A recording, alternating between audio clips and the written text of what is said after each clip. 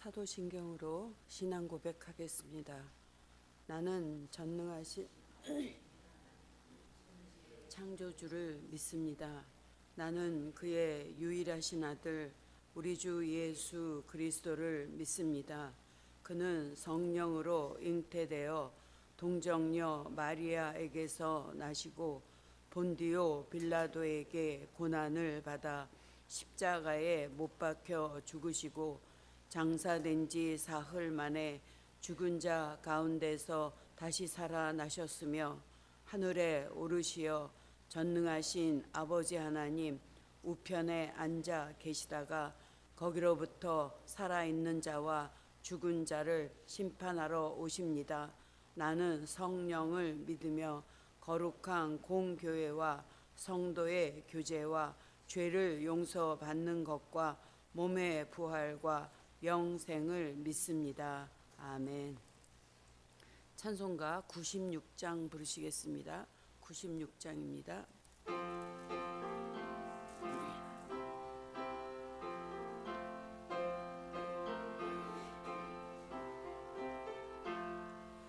예수님은 누구신가? 우는 자의 위로와 없는 자의 풍성이며 천한 자의 높음과 잡힌 자의 노임되고 우리 기쁨 되시네.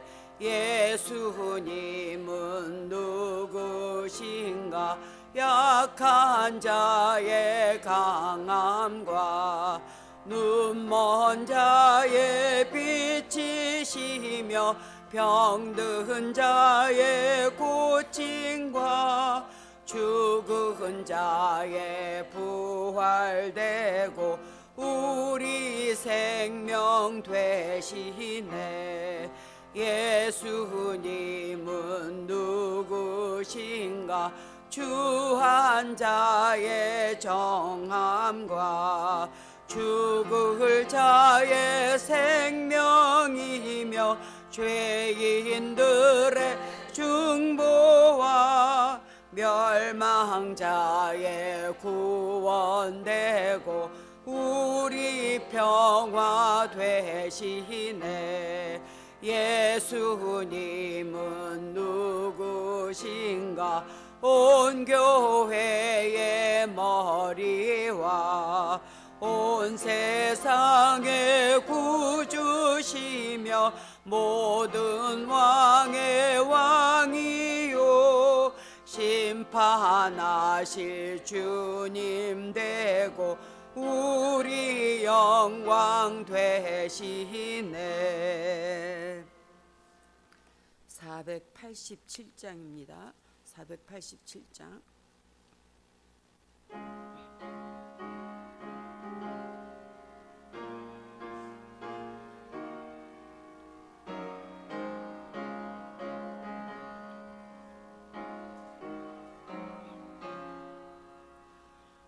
어둠 후에 빛이 오며 바람 분 후에 잔잔하고 소나기 후에 햇빛 나며 수고한 후에 쉼이 있네. 연약한 후에 강건하며 애통한 후에 위로받고 눈물 난 후에 웃음 있고 씨 뿌린 후에 추수하네.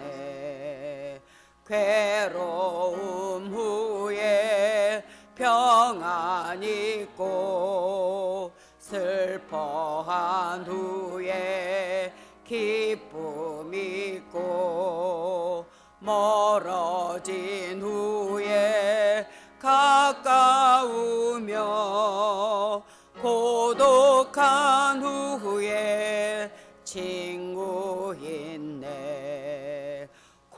고생한 후에 기쁨 있고 십자가 후에 영광 있고 죽음 온 후에 영생하니 이러한 도가 진리로다. 오늘 우리에게 주시는 말씀은 신약 요한복음 9장 1절로 9절까지 말씀입니다. 요한복음 9장 1절로 9절까지 말씀입니다. 같이 읽겠습니다.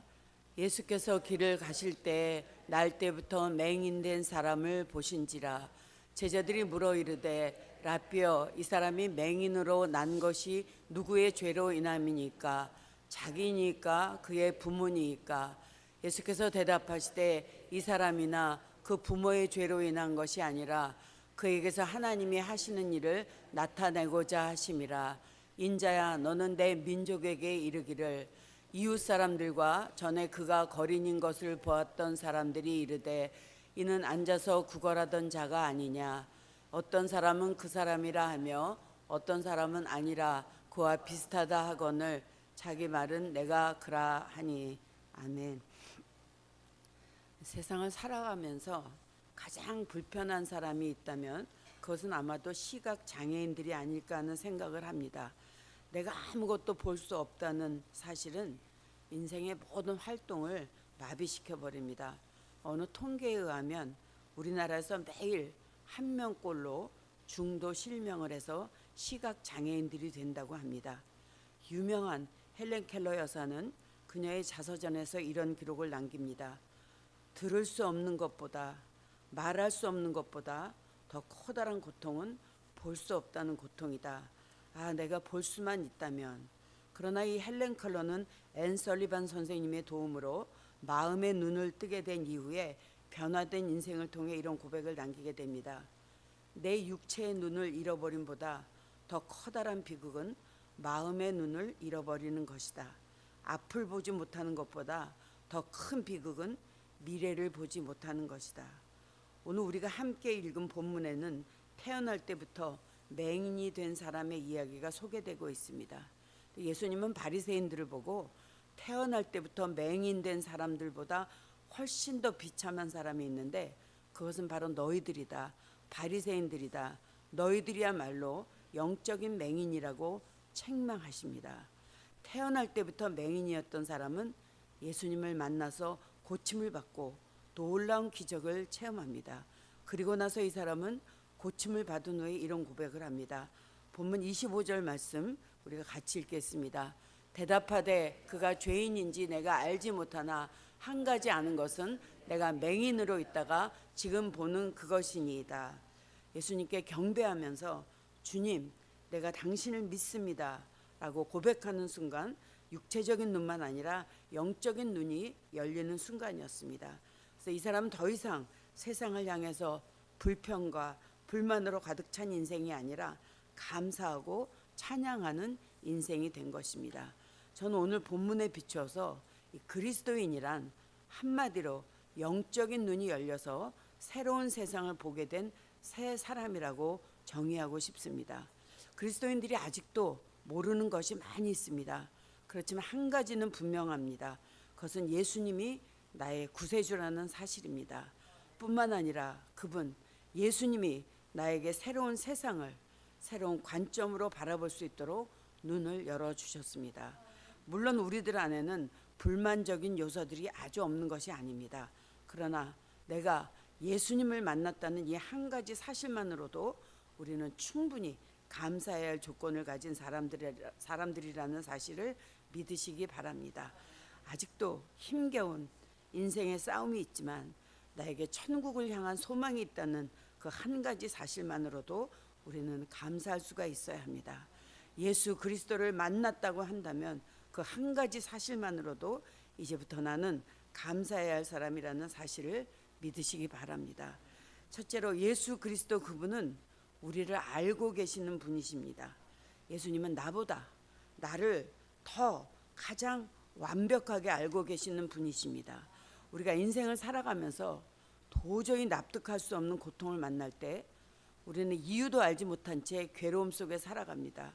일반적으로 사람들은 고통을 만나게 되면 이런 생각들을 하게 됩니다.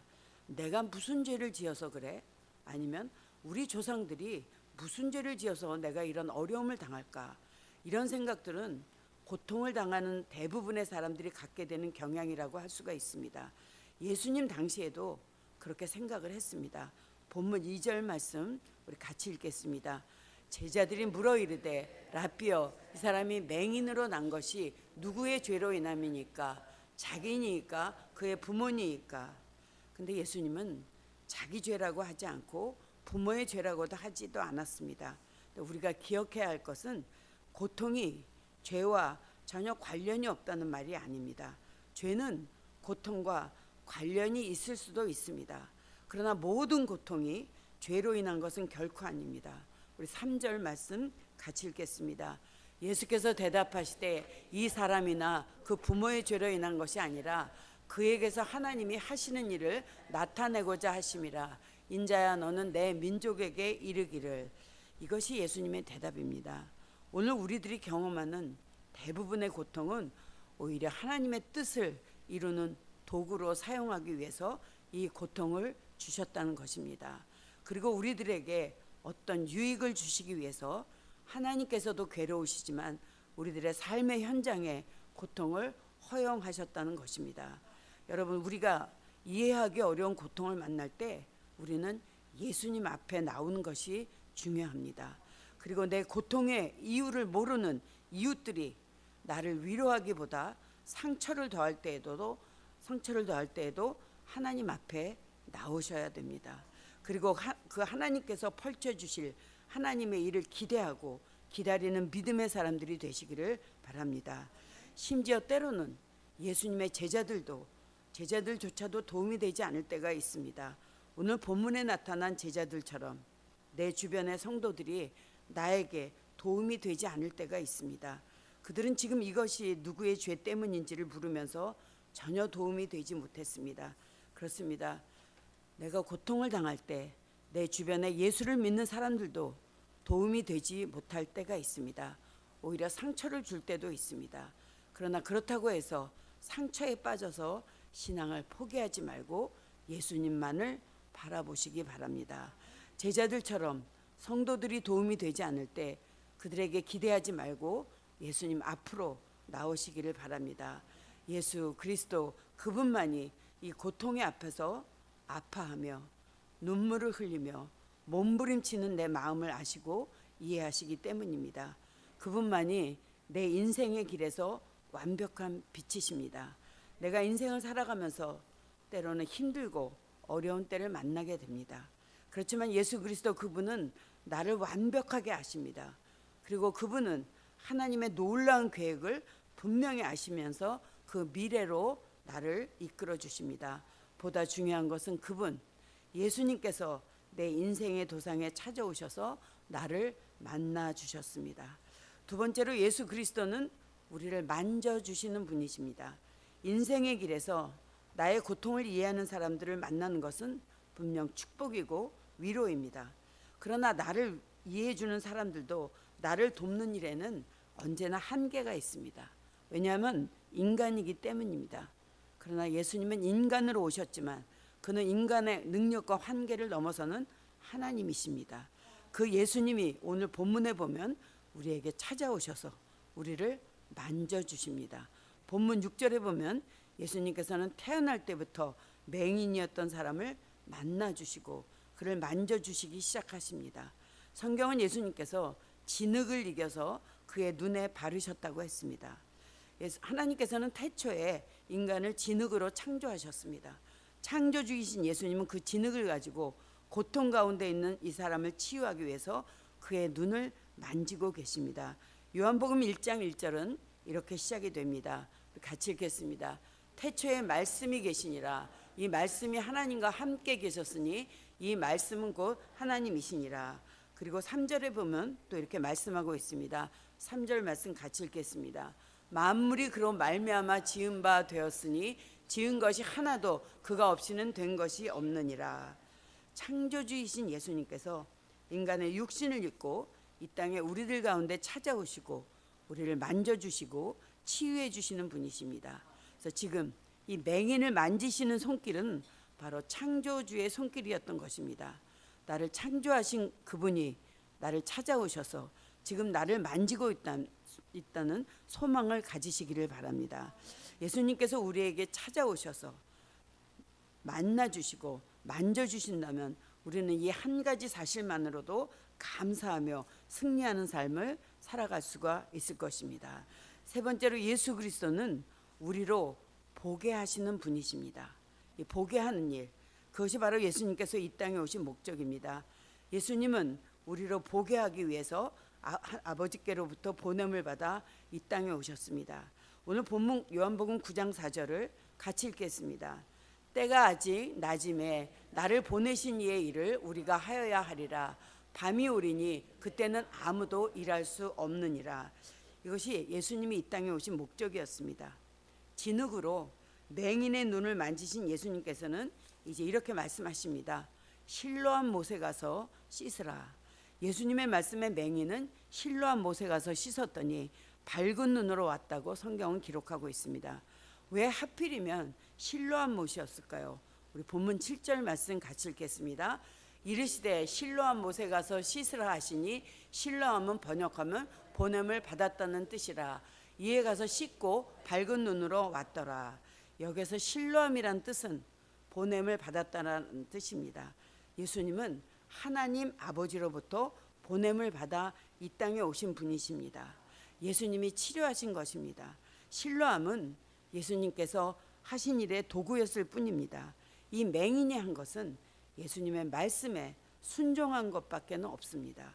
예수님의 말씀을 믿고 순종해서 가서 씻었더니 눈이 밝아졌다고 했습니다. 눈이 열렸다는 것입니다. 그의 눈이 열리는 순간, 그 순간 그가 얼마나 흥분했을까요? 이제 그는 찬양하는 자가 되었고 고백하는 자가 되었습니다. 예수님께서 내 눈을 열어주셨다. 이 사실을 선포하고 간증하는 것이 이 사람에게 주어진 새로운 사명이었을 것입니다. 이 사람의 인생은 더 이상 세상을 향해서 불평하고 원망하는 사람이 아니라 감사하고 찬양하는 자로 변했을 것입니다. 예수 그리스도, 그분은 우는 자들에게 위로자가 되십니다. 그분은 눈먼 자들에게 빛이 되십니다. 그분은 죽을 자들에게 생명이 되십니다. 그분은 모든 사람을 구원하시는 구세주가 되십니다. 모쪼록 예수님의 만지심으로 감사와 찬양의 삶을 살아가시기를 주님의 이름으로 축원합니다. 기도하겠습니다. 우리 인생의 도상에서 찾아오셔서 만나주시는 주님 감사합니다. 주님은 우리의 출생부터 지금까지 인생의 모든 역경과 발자취를 아시는 유일하신 분이십니다. 뿐만 아니라 우리 인생의 미래까지도 아시고 미래 가운데 하나님의 뜻을 펼쳐줄 수 있는 유일한 분이십니다. 이 한 가지 사실만으로도 우리는 예수 그리스도 안에서 넉넉히 감사하며 찬양하는 삶을 살아가게 해주시길 원합니다. 예수 그리스도는 우리로 보게 하시는 분이십니다. 예수님은 우리로 보게 하기 위해서 아버지께로부터 보냄을 받아 이 땅에 오셨습니다. 맹인이 예수님의 말씀을 믿고 순종해서 가서 씻었더니 눈이 밝아졌다고 했습니다. 말씀에 순종해서 실로암 못에 가서 진흙을 씻기 시작하는 순간 새로운 세상이 보이고 새로운 인생이 보입니다. 그래서 더 이상 세상을 향해서 불평하고 원망하는 사람이 아니라 감사하고 찬양하는 사람으로 변했을 것입니다. 우리도 예수님을 만나 예수님께서 우리를 만져주신다면 우리도 감사하고 찬양하는 인생을 살아가게 될 줄로 믿습니다. 오늘도 날씨가 춥지만 새벽을 깨우며 나오게 하심을 감사드립니다. 2025년 오직 하나 예배라는 표를 가지고 달려오게 하심도 감사드립니다. 이제 남은 한 달도 이 표를 잘 실천하게 하셔서 예배를 통해 주님 주시는 은혜가 우리 각 성도님들에게 충만하기를 소원합니다. 부서마다 준비하고 있는 총회가 위로와 격려의 자리가 되게 하시고 한 해 동안 주님만 바라보며 섬겼던 일꾼들을 위로해 주시옵소서. 오늘도 주님과 동행하는 기쁜 발걸음이 되게 해주시기를 예수님의 이름으로 기도드립니다. 유진천 성도님 감사헌금 드렸습니다. 나의 하나님이 예수 그리스도 가운데 풍성한 대로 너희 쓸 것을 채워주시라고 말씀하셨습니다. 하나님께서 유진천 성도님의 쓸 것을 채워줄 줄 믿습니다.